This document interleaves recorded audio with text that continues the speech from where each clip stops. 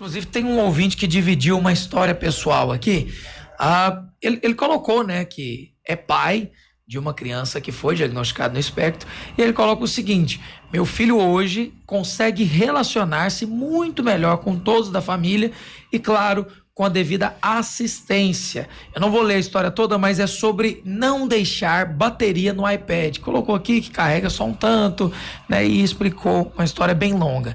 Sobre a questão dos tablets, eu tinha falado no bloco anterior, volto aqui no assunto e aí depois a gente responde ele em cima da história que ele deu aqui, que é a experiência dele com o filho. Os smartphones, tablets, tudo isso está ajudando ou piorando no caso dessas crianças que têm o diagnóstico do espectro autista?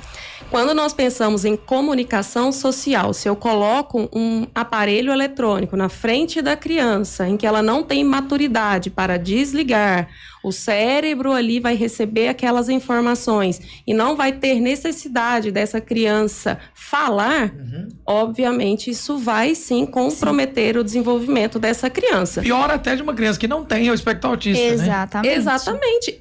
Como adultos, nós não temos a maturidade suficiente para nos desligarmos um final de semana do celular.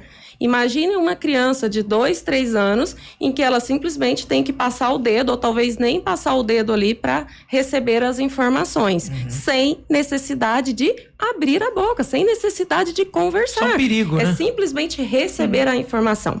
E um ponto importante é que nós aprendemos por imitação. Que imitação essa criança vai ter a respeito do celular? A imitação de um bicho que simplesmente está ali fazendo uma brincadeira com o outro. A imitação de um desenho, né? Exatamente. Então, o simples som de uma vaca, nós precisamos nos relacionar para nós aprendermos. Então, eu aprendo a chegar em um local e dar um bom dia. Eu aprendo a chegar em um local e entender que eu não posso falar as coisas da minha casa, que eu não posso tocar em algo. Então, isso depende do outro.